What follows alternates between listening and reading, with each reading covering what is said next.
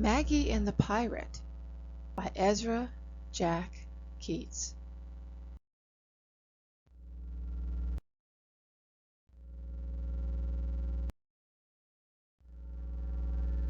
Maggie and her parents lived in an old bus, which they made into a home.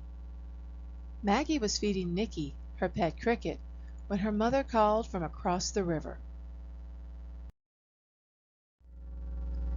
"Maggie, come over, please. I need some things from the grocery." "Okay, Ma. We'll be right there." Maggie paddled home. She hung Nicky's cage on a tree next to her house. Then she got her mother's shopping list and was off. "Bye-bye, Nicky. Have a nice snooze," she called. Someone's watching.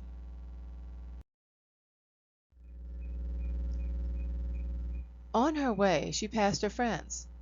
"Hey, what a cage my pop built for Nicky," she yelled. "Wow, are you lucky," called Paco. "Can we see it?" "Sure. I'll pick you up on my way home," said Maggie.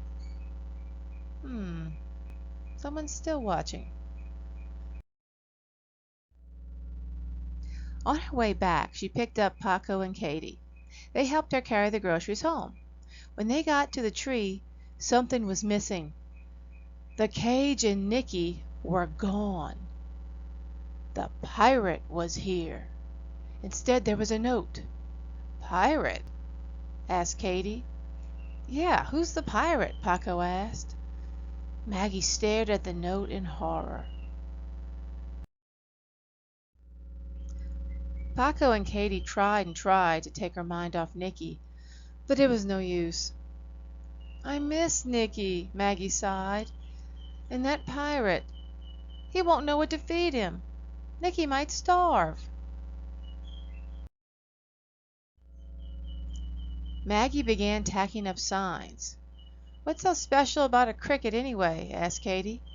"I like him, that's what," answered Maggie. "Pirate. Keep cage. Please return cricket."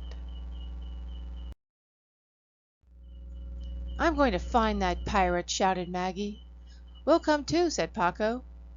"But how will we know what he looks like?" "What if he's bigger than us?" whispered Katie. They started out. They looked and looked, but they couldn't find the pirate anywhere. It was getting dark. Her friends got tired and straggled behind. Maggie stopped and listened. Crickets were chirping in the night. "I must find Nicky before it's too late," she said. Suddenly, she came upon a tree house she'd never seen before.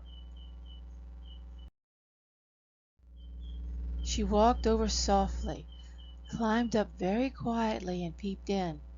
It was a pirate's hideout, and there was the pirate holding Nicky's cage.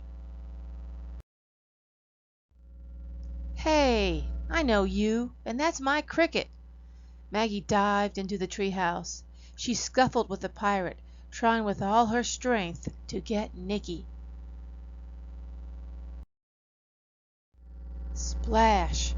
The treehouse came loose and crashed into the water. Maggie sloshed around in the dark, searching for Nicky. She saw something familiar floating by. It was a cage. She fished it out and opened it. There was Nicky! But he didn't move. "Nicky's dead! He drowned!" Maggie cried. She ran off with Nicky, leaving the cage behind. "Maggie!" she heard her friends call. She saw Paco and Katie. They ran to her. "We got lost!" cried Paco. "It's so dark."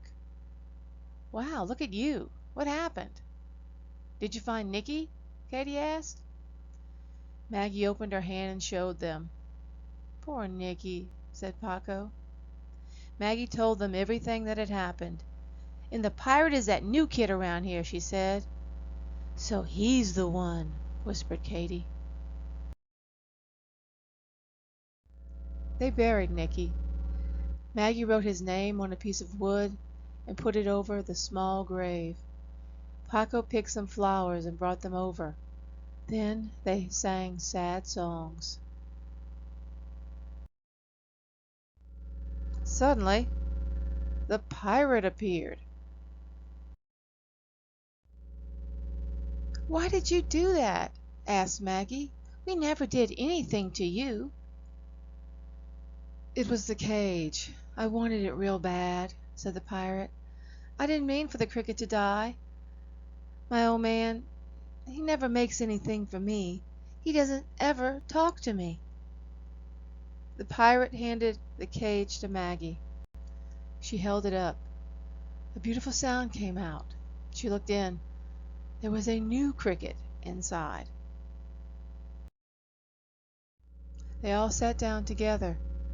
Nobody said anything. They listened to the new cricket singing. Crickets all around joined in. I hope you enjoyed Maggie and the Pirate by Ezra Jack Keats.